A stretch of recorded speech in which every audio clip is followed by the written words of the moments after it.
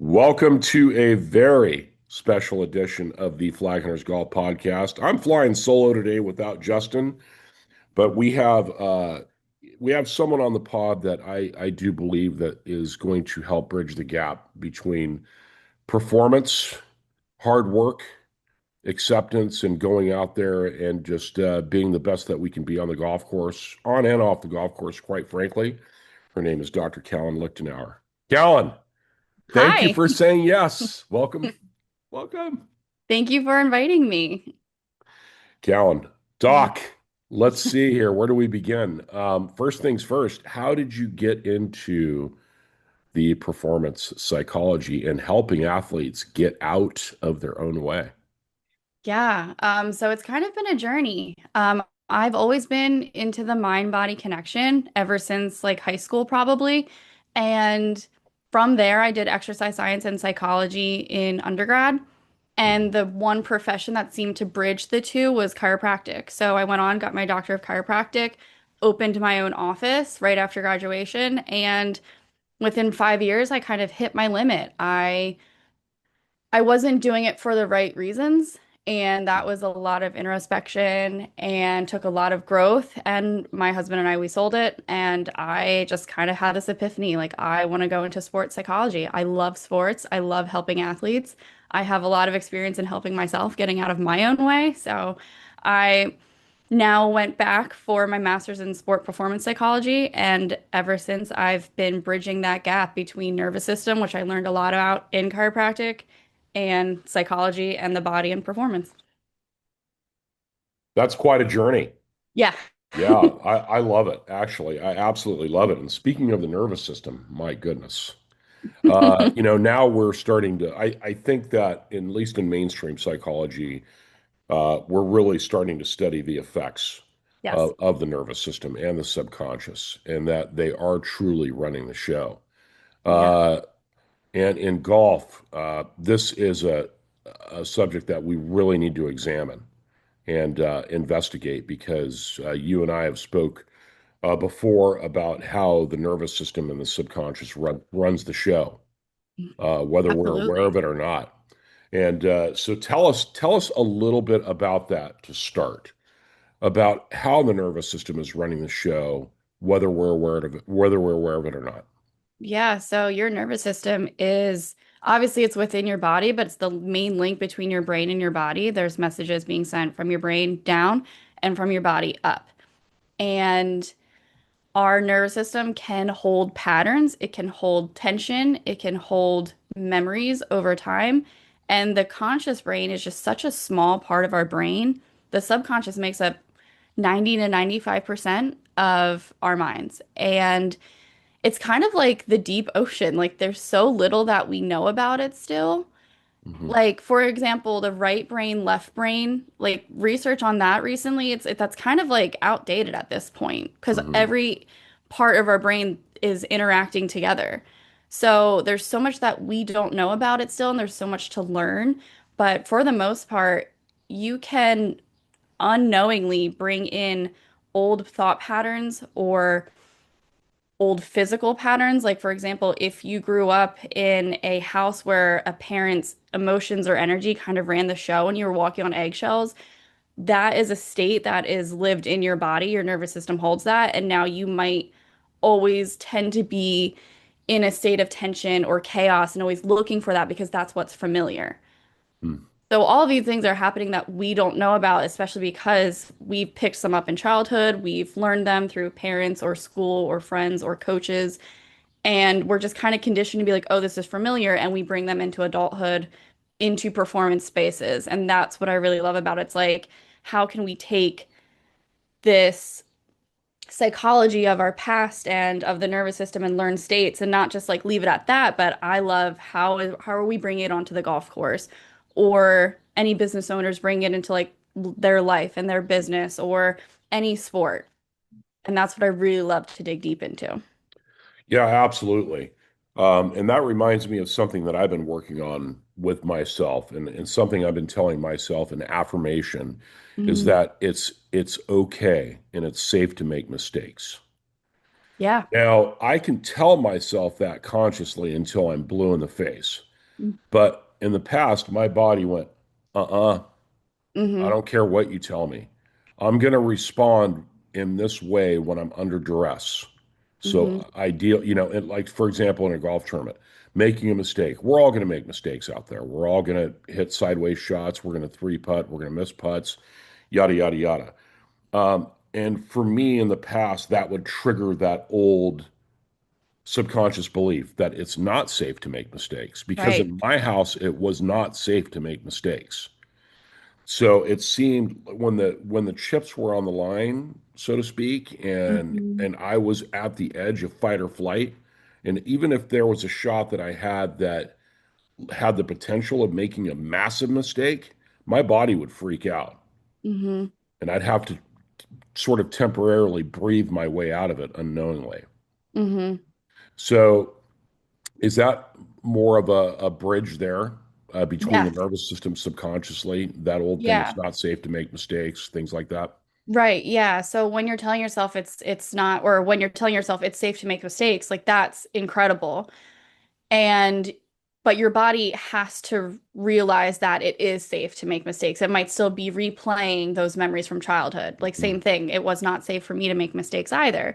So the way to bridge that is one, keep doing it, but show yourself that it's okay to make mistakes. Even translating if you spill your coffee in the morning, being like, hey, no one's gonna yell at me. This is fine. Showing yourself and the part of your nervous system, or if you do like IFS therapy, like kind of parts work in that sense, Hmm. that inner child of you, it's safe to make mistakes because it's like you just laugh and you clean it up. And that over time can also translate on the golf course too. Sure. And if like there's an obstacle in the way, like water, and you could really mess up this shot, just be like, okay, my intention is just to get it away from the water. And whatever happens, happens. I'll figure that out. But set that intention. I had a hit over water. And I'm like, okay, great, fine. I'm gonna hit over water. That is my intention for this shot. I hit it over and it landed into a bunker. I'm like, okay, I'll figure the bunker out, but I hit it over the water. That's totally fine. I can handle this next shot.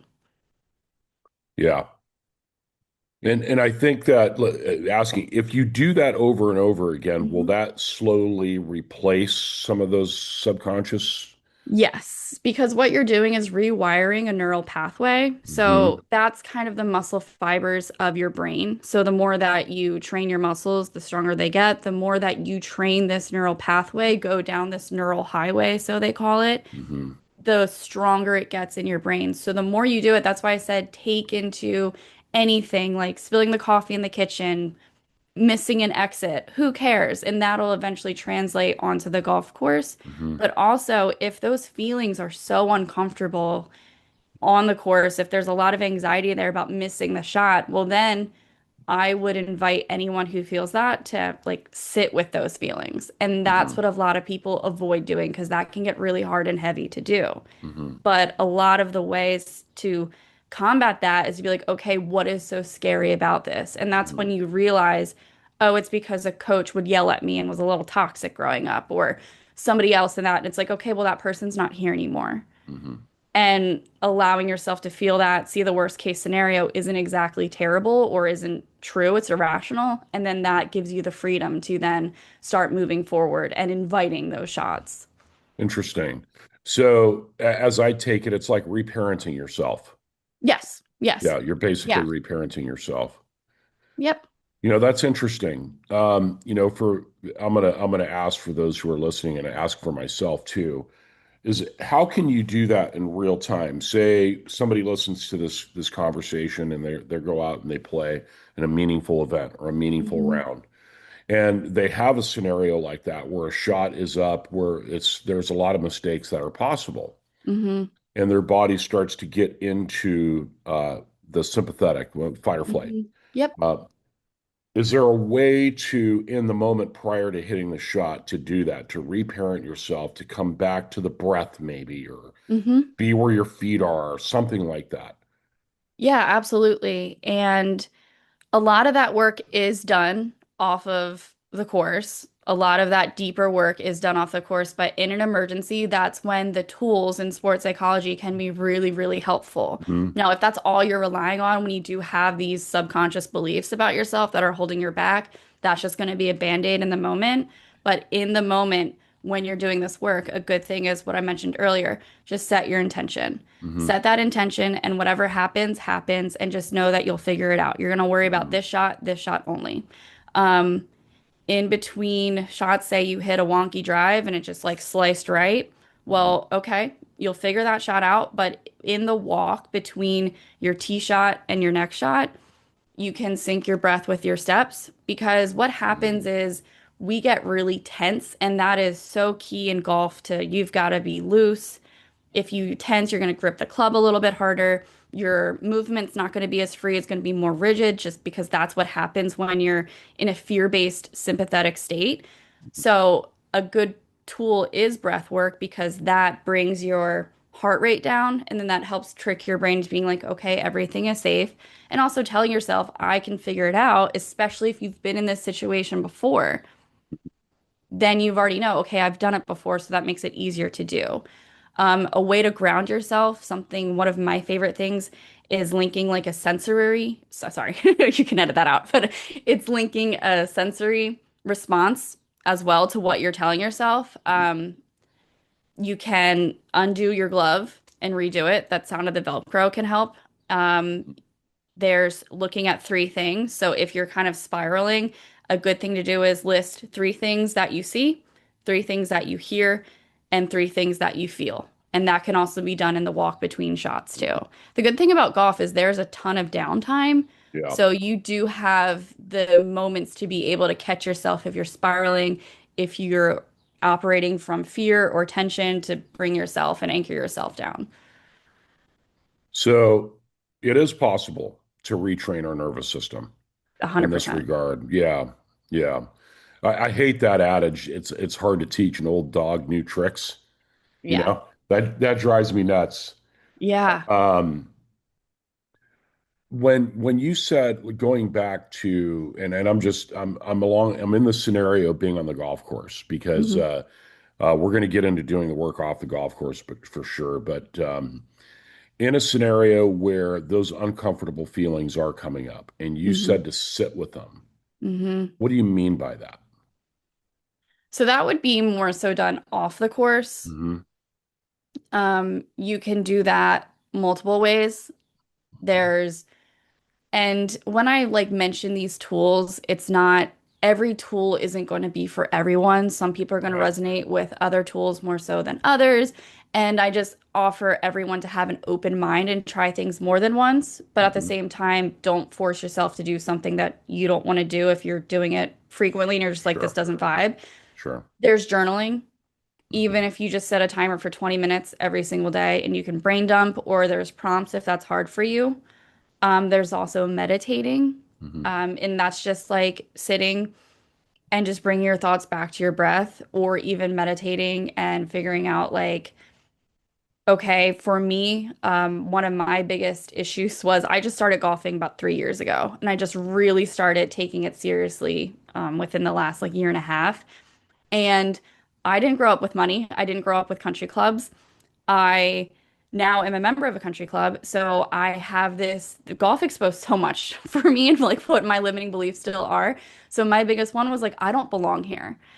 And I would be then afraid because like people are coming up behind me and like I would be sprinting from like the green to the cart and just sprinting between my shots and I'm exhausted by hole four. Hmm. And I'm just mentally just so down on myself. So, because I'm afraid I'm gonna get like kicked out or something. Who knows? It's not rational. Hmm. But then it's like those thoughts were coming up on the course, and I'm like, okay, like I have to sit with those and like what do those actually mean? So like you can have a thought in your mind, like have a like, why did that happen? And you can still meditate on that and just lean into those feelings of inadequacy or not worthy, or there's so many beliefs that people can have, whatever it is, and just be like, oh, okay, like that again, that's not true anymore, and that's Hmm. irrational, I'm making it up, or that's from this scenario, and talking it through with somebody too can help as well.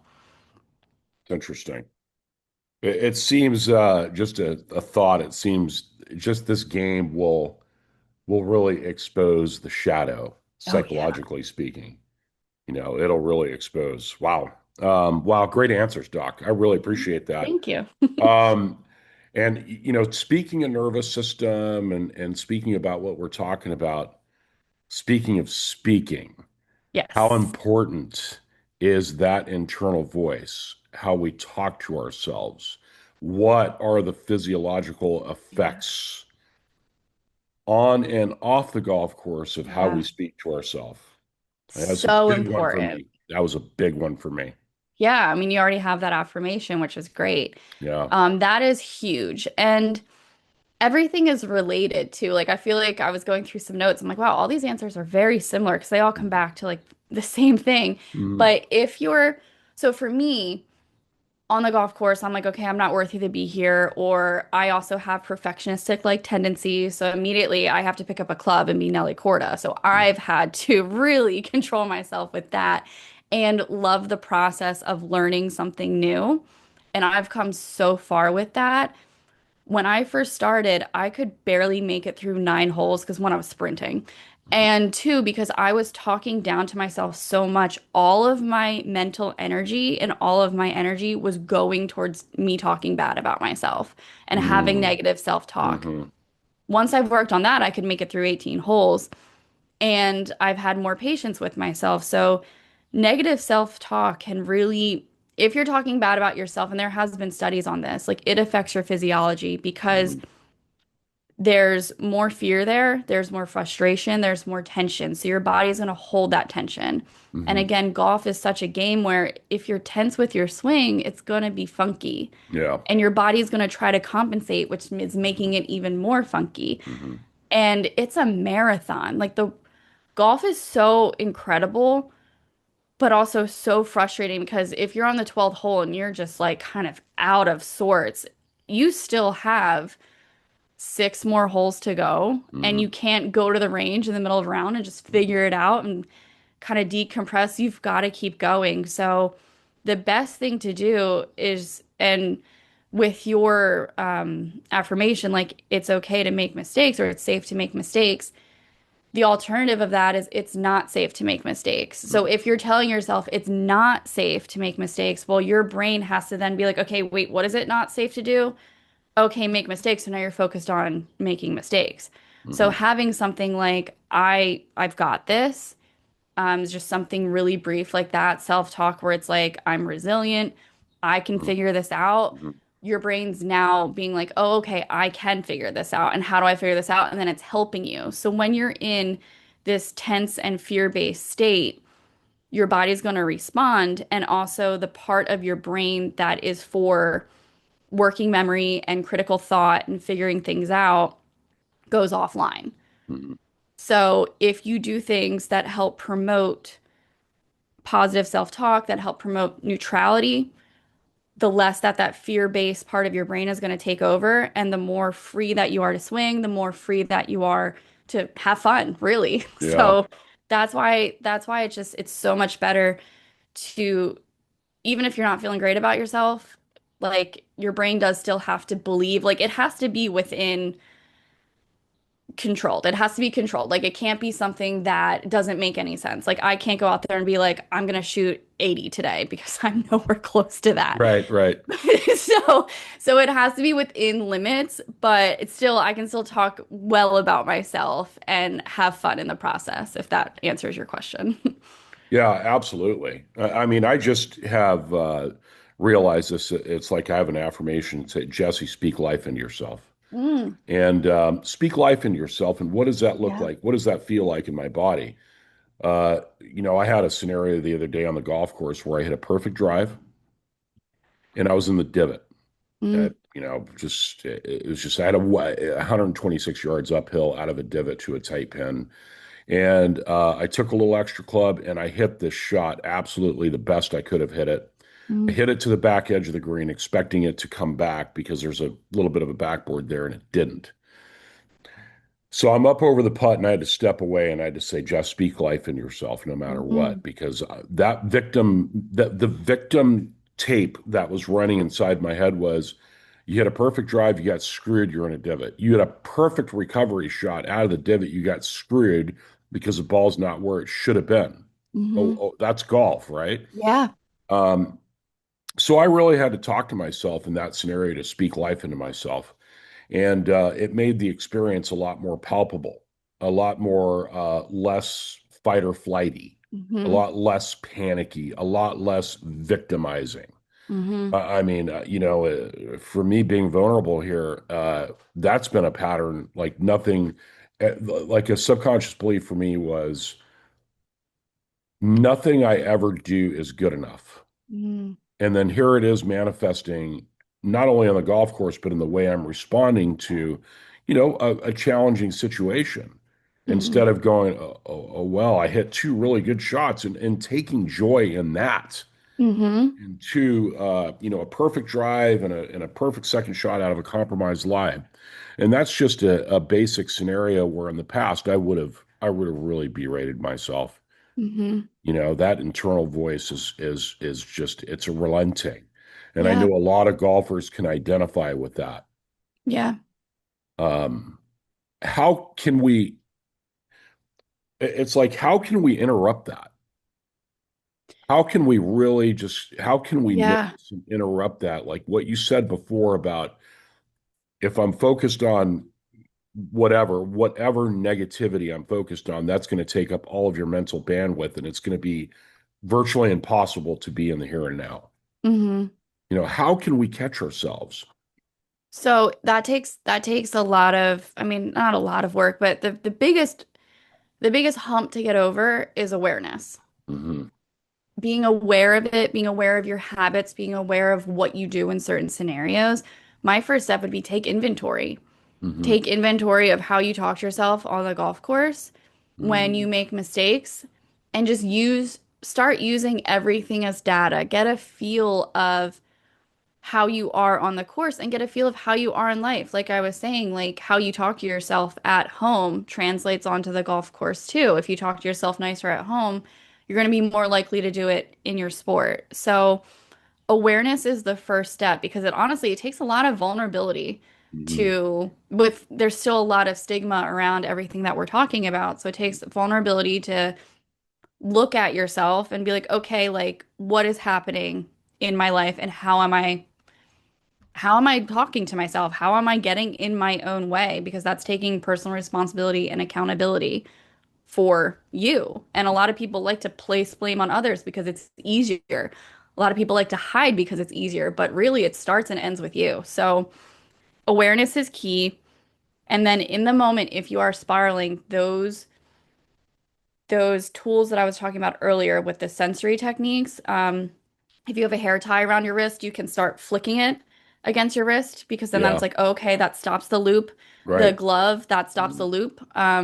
Doing the three things that you hear, see, and feel, that can stop the loop and bring you back to the present and being like, Hmm. okay, it's not so bad. And then try to replace that with, you know what, I'll figure it out. Hmm. And not so much, yes, the outcome is super important, but in the moment, if you're spiraling, it's like, okay, just trust yourself, which also takes a lot of repetition to do. And just really like, yeah, like just being like, okay, like what happens, happens. And this is for after the round. Because, like I said, it's a marathon and you've got to keep going. So sometimes you just need a lifeline to keep you out there. And you might not be able to totally flip the switch if you're frustrated and it's windy, because there's so many things in golf that like you don't Yeah. that you can't control. It's a game of control, but at the same time, there's so much you can't control. So it's letting go of that and just getting done and then being like, okay, let's go to the range afterwards. Let's figure out some mindset stuff out afterwards, and we'll be back tomorrow. Yeah. What a great answer. It just kind of blows me away. It just, the self-talk, the talk, and I mean, even in scripture, speak life into yourself and how important it is that, life and death are in the tongue. And I think that what the thing that really trips me out, Doc, is how incredibly well our bodies obey Mm-hmm. to what we are telling ourselves, whether Mm-hmm. we are aware of it or not. The voice is always talking, Yeah. via our subconscious programming and things like that. I mean, I heard someone the other day who's a good player who hit a couple of bad shots in a row and he outwardly said, here we go again. Mm. Here we go again. And then the rest of his round was kind of, spiraling downhill. Yeah. You know why unfortunately. that happens? What's that? You know why that happens? Bring it. Because our brain's like smart, it's super smart, but at the same time it's really dumb. Hmm. And now it's looking for experiences in his past that add to that, that prove that, yep, here we go again.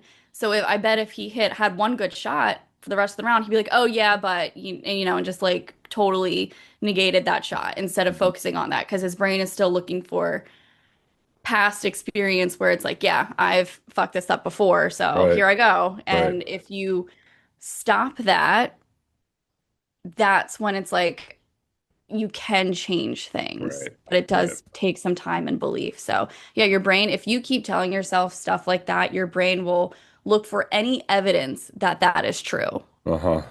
So that's where you can help stop that spiral. Wow, that's a big one. Yeah. That's a big one. I mean, this subject matter, what we're talking about here, is just so massively important. And I believe, when we had our conversation before, that the greats of our game, I'm sure they're not speaking them to themselves in a negative way. I don't think Nelly is just beating the living shit out of herself on the golf course, or Scotty Scheffler. Right. There's a time to hold yourself accountable out there, but I liken it to a mindful, loving parent holding their child accountable, Yeah. um, in a way that's not going to destroy their identity or their sense of self. And Right. then and then introduce one of those, deleterious subconscious programming. I'm not good enough, or, I'm not good enough to finish, or whatever BS stuff that's a lie, that's Mm-hmm. not true, Mm-hmm. especially now as we're adults and we're Mm-hmm. still running that old tape, which is a lie. Right. For me, that was Yeah. a big realization that the things that I'm telling myself no longer hold any weight right now Right. at this Right. present time. And And doing the work off the golf course to divorce myself from that energetic charge. right. And Hmm. that's why it's also important to have, like, for the pros, like, important to have a caddy who supports you as well, too, because thinking of Rory at the Masters 2 years ago, Hmm. who knows what was going through his head when we were headed into a playoff. So Harry saying that to him, that like, oh, what was it like, on Thursday we would have killed to be in this position. I feel like that kind of Right. grounded him Hmm. in a way that brought him back down and was like, oh, okay, like, who knows what was happening because it's like the Grand Slam, it's almost there, the media pressure, all this, and now we've got to play more holes. And I feel like, and I've heard like two maybe caddies using that since that came Hmm. out, but that grounded him, brought him back to reality, and it made it okay. All I have to do is this playoff, and I can do this. And I feel like that just took pressure off him, helped his self-talk immensely. Yeah. Yeah. It was a different Rory out there this year at Yeah, Augusta. yeah. He won, and quite frankly, and I mean, this is so impressive to me because Rory did not have his best swing on board that week. Hmm. His action wasn't the way it was the year before, and yet he still won. And I noticed his posture throughout the entire week, that he was more accepting, and he seemed to be very comfortable. Hmm. Even struggling with his golf swing a little bit, especially his driver, it didn't penetrate the way that he was talking to himself, or the way that his perspective is now. I Yeah, think that he has had a shift, yeah. and Scotty has it too. Right, There's this air of intensity and detachment, right. and that just trips me out. To talk about that, Doc. Talk about how can we get to that space? How can we get to that space of we're pushing all in? We really want to get better at this game. We Hmm. really want to be a high level competitor. Hmm. Even if you want to win your club championship. Hmm. And then when we get into competition and fight or flight starts to peak a little bit, I mean, I'm sure, we're asking the same questions and it's all coming down to the same answers. But, like what can the average golfer, I'm going to ask one for the average golfer, learn Hmm. about the difference between Rory, say, a few years ago to Rory now, with that scenario? He's on the back nine at Augusta on Sunday. Hmm. And the year before, I mean, he inex inex I mean, he just, I don't even know how he did it, but he hit a relatively simple pitch into the water on 13 Hmm. and bounced back. I mean, he really, that back nine looked like he was battling with some demons more than he was battling with the golf course. Hmm. And he saw himself through. Yeah. What can we learn from that? Good. So a lot of it, yes, is mental game. It's also experience as well too. Hmm. And allowing yourself to make mistakes and knowing it's okay. So Hmm. if you're in your first ever club competition, you've never had these stakes before, like maybe a different sport growing up, or just stakes are different. So knowing that, okay, this is all experience and this experience is going to be data for later. I'm going to use this, I'm going to learn, like just using everything as a learning experience. Like you said, like earlier, like it's a classroom. Yeah. Looking at it that way detaches from the identity piece. And a lot of Hmm. times our worth is based in our identity. Mm. So the pros, they do this week after week. They play 18 holes for 4 days straight and they battle wind and like looking at them at Aronimink. Like I was there all Hmm. week and it Hmm. was a battle even for me. Yeah. And then going to Shinnecock and but then like playing like the weather except the last day was fine at the Travelers. So Hmm. there's so many experiences that they have that they know that they can do before or that they have done before so they can do it again. But mental game is key and putting yourself, staying uncomfortable, getting comfortable with the uncomfortable, like you've been saying, is key as well, too. And practicing these scenarios. So if you're going to play a club competition, try to put as much pressure on yourself, like that simulate competition when you're practicing. So do it with a group of people who you might not know or who you might know, whatever's scarier for you. Hmm. Putt with those people, Hmm. play with more people, simulate crowd or simulate whatever the experience might be. And then that helps make the actual experience easier. Hmm. I do love there's growth mindset from Carol Dweck from psychology. And there's also researcher Aaliyah Crumb's stress as enhancing mindset. So Hmm. if you break it down, Jesse, if I asked you when you're scared of something, like what's happening in your body, Hmm. like I feel like I want to run. right, you want to Yeah. run and what's Yeah. happening, like your fight or flight. So Hmm. you're tense, you're sweaty, your Hmm. voice is probably shaky, your thoughts are racing, your heart's Hmm. racing. But if I asked you what happens when you're excited, I want to perpetuate that. yeah, I want to really, yeah, let's go. you want to run towards it, probably. Absolutely. You're sweating a little bit because you're hype. Your heart's racing because you're hype. So it's on the physiological level. Those are the same things. Being scared and being excited are Mm. the same things. Wow. So you can trick your body being like, wait, is this fear? Or is this excitement? And if even you're a little nervous, I was a little nervous to talk about everything today, but I'm so freaking excited about it too. Hmm. So I'm Hmm. like, I'm excited. Like, this is exciting. Whereas before Yeah. I'd be like, oh, that's scary. I'm not going to do it. I'm going to hide.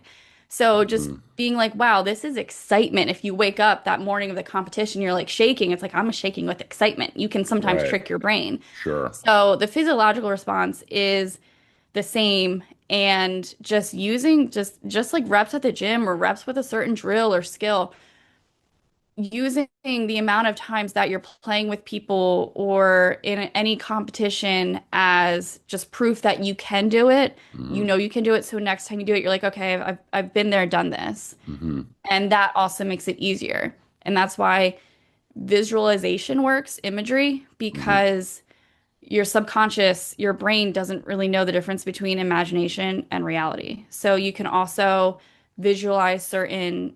Rory could have visualized being in a playoff and he could visualize the exact scenario and just his brain would be like feel less tense about it, less stressed about it because it'd be like, oh, I've already done this. I've already won. I've done this. Yeah. But you also have to back experience up with that.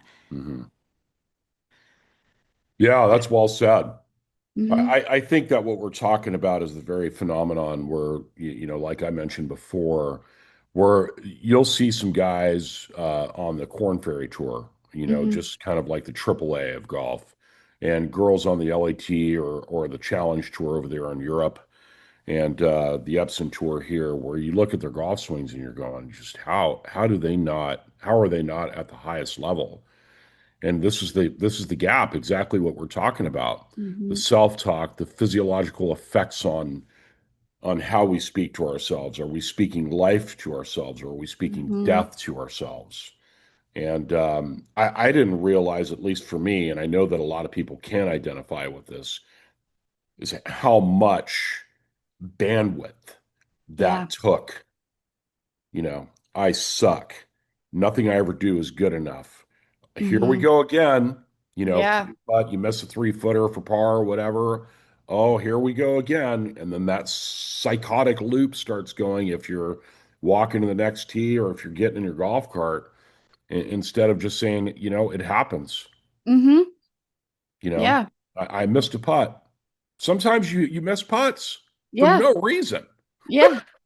You can hit perfect putts and they can kick off line, but for me, I would take everything personally. Yeah. It's not personal. And I mean, separating that is so key.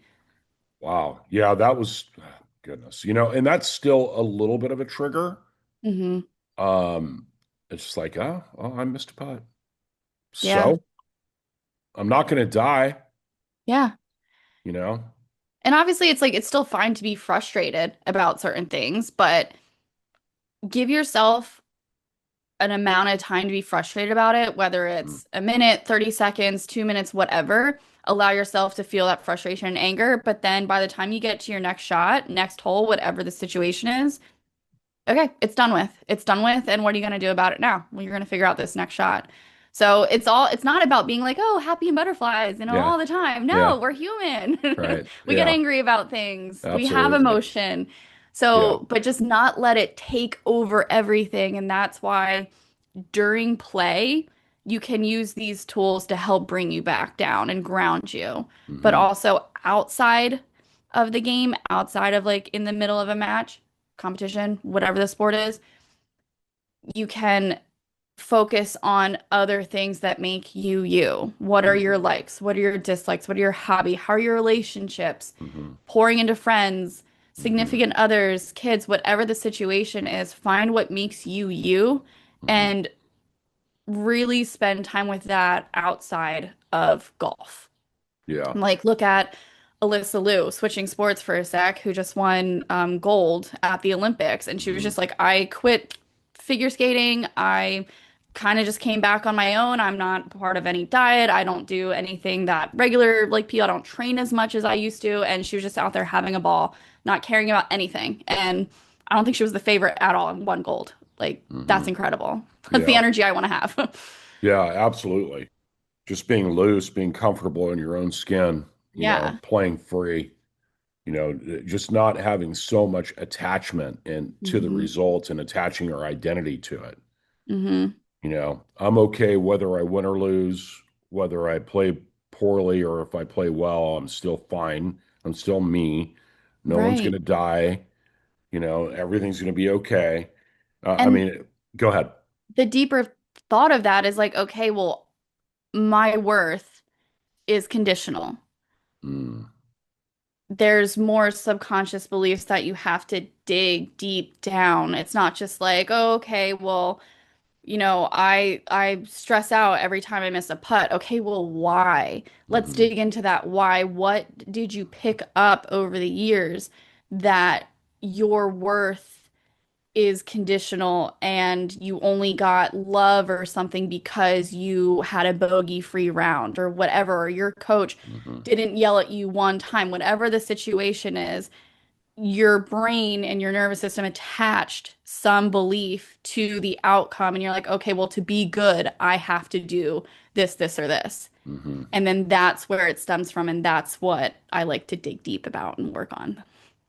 Wow. Yeah. I would say that's pretty profound and Yeah. very and incredibly simple. Yes. Um, and again, it bears repeating two things. Just to kind of finish up the thought of feeling those feelings. Tiger, and I mentioned this before, but Tiger had a 10-foot circle. His dad taught him this. Hmm. That Once he was within 10 feet of the golf ball, there was nothing else that mattered but that shot. That shot was just as important as breathing air. Hmm. He would hit that shot, whether it was a good shot or not. He had a 10-foot circle. So if he hit a poor shot, Tiger liked to MF himself sometimes, and he would Hmm. throw some F bombs, get a little bit upset with himself. But once he got out that 10-foot circle, that it was gone. Perfect. It was absolutely gone. So we're not talking about being a robot, Right. or being some sort of a Jedi yoga master out there, Right. where nothing is going to phase you.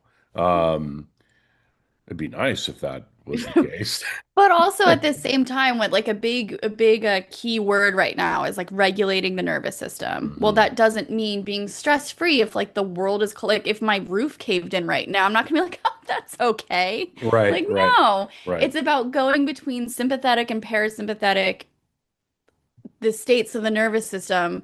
Mm. It's about going between them and being able to do that freely. And instead of a lot of people can get stuck in a sympathetic state, and Yeah. that's just where they operate, Mhm. or even like fight, flight, fawn, or freeze, like you're in one of those states, or a parasympathetic can just be just so chill that like nothing phases you. Like that's not okay too, because if Mhm. there is something coming after you, you have to do something about it. Right. So being able to flow between those states appropriately.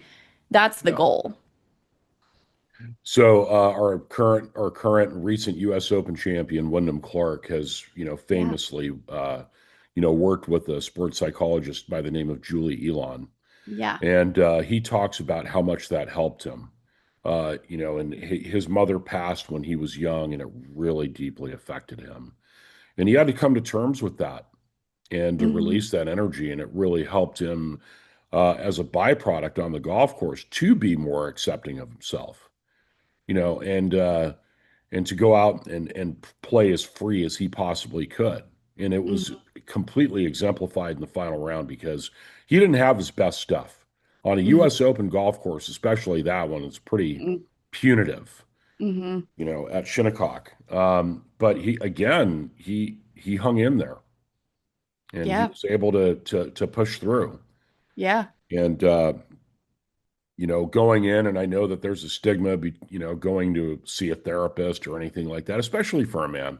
Yes. Um, uh, I could tell you it's one of the best things that I've ever done in my life is I agree.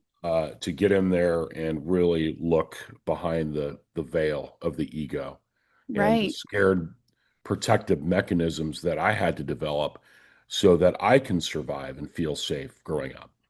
Right. And how they manifested on the golf course was that harsh taskmaster voice, like my identity and my self-worth was based on performance Hmm. versus just who I am, you know. Hmm. Yeah, big Yeah. realizations.